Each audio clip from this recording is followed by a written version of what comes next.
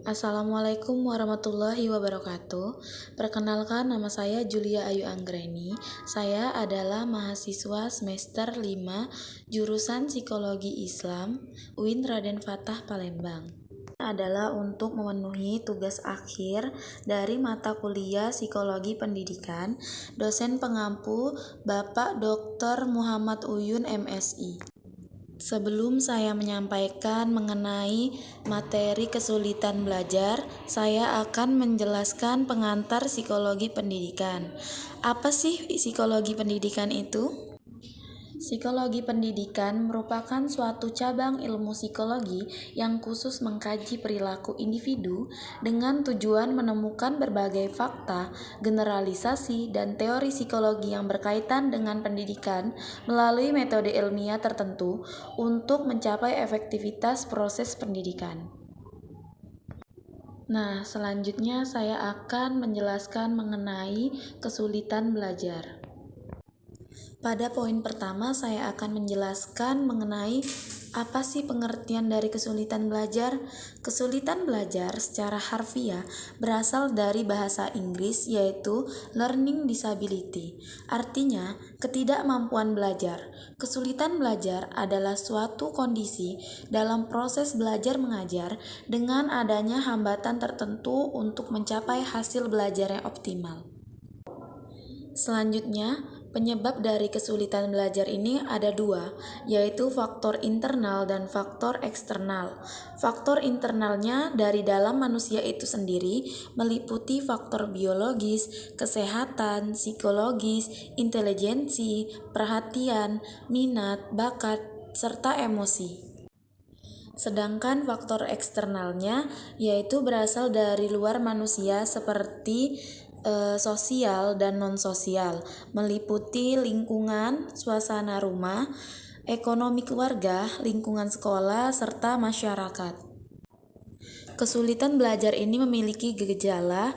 Yang pertama, menunjukkan prestasi yang rendah.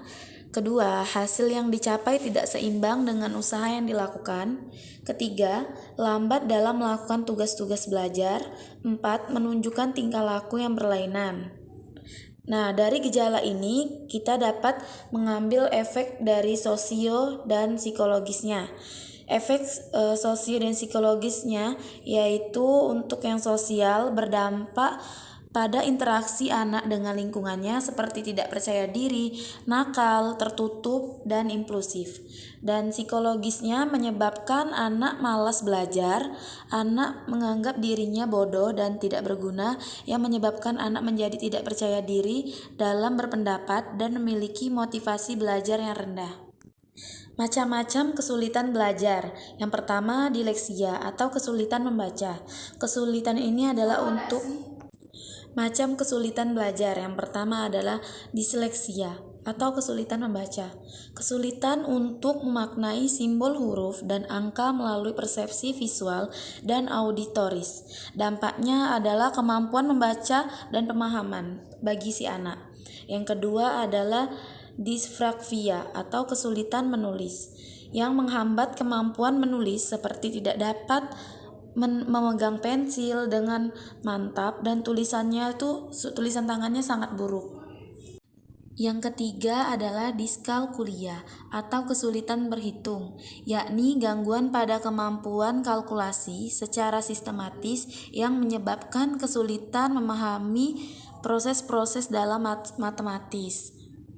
Yang terakhir adalah ASD atau Autism Spectrum Disorder, adalah gangguan perkembangan saraf yang memengaruhi perkembangan bahasa dan kemampuan anak untuk berkomunikasi, interaksi, serta berperilaku, tetapi memiliki kelebihan tersendiri pada bidang tertentu seperti membaca atau di bidang menghitung. Sekian pemaparan materi dari saya. Jika ada salah kata, saya mohon maaf. Kepada Allah saya mohon ampun.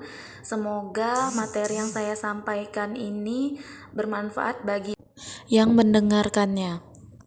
Wallahul muwaffiq ila aqwamit thoriq. Wassalamualaikum warahmatullahi wabarakatuh.